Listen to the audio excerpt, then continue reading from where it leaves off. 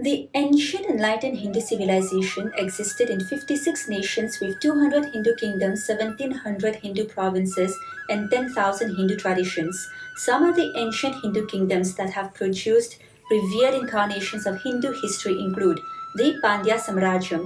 King Pandya was the progenitor of the Pandya dynasty. King Pandya was the most senior brother of four. The other three were Chola, Chera, and Kola. They each founded some of the oldest civilizations that are still living today through their people. The Chola Samrajyam brought to the world kings Raja Raja Cholan 1, 2 and 3 who built the largest Shaivite temples such as the Brihadishwara temple in Tanjavur, India. The Surangi Samrajyam. The kingdom of Surangi stands as the oldest surviving dynasty on earth. Some of the most illustrious leaders in Hindu civilization, such as the great incarnation of Vishnu, Sri Ramachandra Prabhu, hail from this kingdom. The Surangi Samrajyam is also specifically the lineage of King Harishchandra's descendants, who later became known as the Rajputs that ruled over Gujarat and surrounding regions. The kingdom of Surangi is established directly by Lord Paramashiva through Lord Surya, the sun god. The recorded history of the lineage of Surya begins with the reign of Ishvaku. Ishvaku is the first king to implement the Manuvadi Dharma Shastra, the world's oldest constitution dating back to more than 10,000 years. The Manuvadi Dharma Shastra also elaborates on responsible democracy, the world's first democracy. The Hindu constitution and the Hindu responsible democracy, when implemented in the ancient Hindu nations, contributed to more than 40% of the world's GDP circa 2000 years ago. The Supreme Pontiff of Hinduism, Bhagavan Nithyananda Paramashivam, through the line of succession, is the present 203rd Emperor of the Kingdom of Surangi, crowned on the 31st of December 2004 at the age of 26. Pallava Samrajyam. Pallava Samrajyam ruled over Puducherry and surrounding areas. The Pandya dynasty existed for several thousands of years as a Hindu sovereign state. It was ruled over by the Shamala Peetham Sarvanapeetham, or the Kingdom of Madurai, a Hindu sovereign papal state in which, through the line of succession, the Supreme Pontiff of Hinduism, Bhagavan Nithyananda Paramashivam, is the 293rd sovereign Supreme Pontiff. Likewise, all the regions of the Chola Empire and the Pallava dynasty were coronated and initiated by the Guru Mahasanidhanam, Supreme Pontiff of the sovereign ecclesiastical historical entity of the Kanchi KAILASA Peetham Tunde Mandala Arinam. The Supreme Pontiff of Hinduism is the 233rd sovereign Supreme Pontiff in this sovereign ecclesiastical lineage of Kanchi KAILASA Peetham. The Chola dynasty established their empire over southern Asia and Southeast Asia from Kanchi, Tamil Nadu, India, Kedah, Malaysia, and developed diplomatic and trade relationships all over Asia, including southern China. The kings of the Chola dynasty, such as King Raja Raja Chola, after all victories, installed a Shivalinga in the Sri Palsami Mutt, Tanjavur, which is presided over by the Supreme Pontiff of Hinduism. The sovereign Hindu papal state of Shamala Pita Sarvanapeetham, through unification with 20 other sovereign Hindu states and sovereign ecclesiastical historical entities, became part of the United States of Kailasa, which thus became a sovereign independent juridical state with the Supreme Pontiff of Hinduism, Bhagavan Nithyananda Paramashivam, as the sovereign, and the sovereign ecclesiastical historical entity of Kanchi Kailasa Sarvanapeetham, through unification with 20 other sovereign Hindu states and sovereign ecclesiastical historical entities, became part of the United States of Kailasa with the Supreme Pontiff of Hinduism, Bhagavan Nithyananda Paramashivam, as the sovereign Supreme Pontiff, thus acquiring all rights of the sovereign ecclesiastical entity of Kanchi Kailasa Sarvanapeetham, treaties and constitutional authority of the Pallava and Chola dynasty.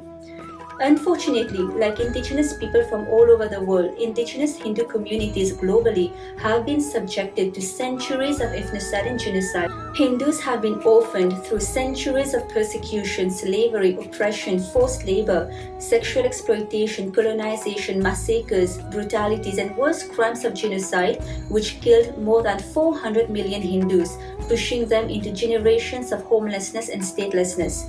Millions of Hindus have lost their right to life, the right to practice and express their belief, spirituality and religion, right to express their arts and traditions free from denigration, interference and violence during this multi-generational transnational colonial racism. The generational ethnocide and genocide of Hindus is unacknowledged. and extend to the Supreme Pontiff of Hinduism and KAILASA. For more than a decade, there have been more than 100 assassination attempts on the Supreme Pontiff of Hinduism and countless lawfares and media disinformation campaigns.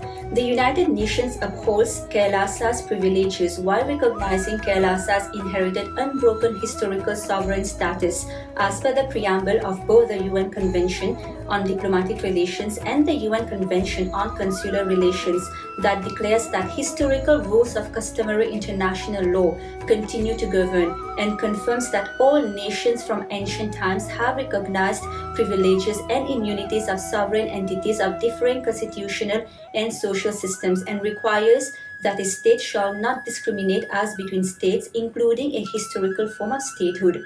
KAILASA is a sovereign subject of international law, possessing distinctive attributes of juridical statehood derived from the Supreme Pontiff of Hinduism, Bhagwan Nithyananda Paramashivam's inheritance of the unbroken succession and the revival of three ancient Hindu sovereign states, namely the kingdoms of Surya Vamsa Surangi Samrajyam Sarvanapidam, Suvarna Pita Swargapura Samraja Sarvanapidam, Shamala Pita Sarvanapidam, also the Kanchi Kailasa Sarvanapidam, and 17 sovereign Hindu ecclesiastical historical institutions that receive customary recognition by the United Nations as per the Vienna Convention on Diplomatic Relations and the Vienna Convention on Consular Relations. Additionally, in international law, the principle of continuity of states states that if there were upheavals and revolutions within a country, changes in governmental forms, the extent of a country's territory, and measures taken during a military occupation do not negate the existence of the country. International law recognizes a state's legal personality through the recognition of its identity. This perspective extends to periods of annexation or occupation where the legal personality of a state is considered to persist, enabling its subsequent re-establishment.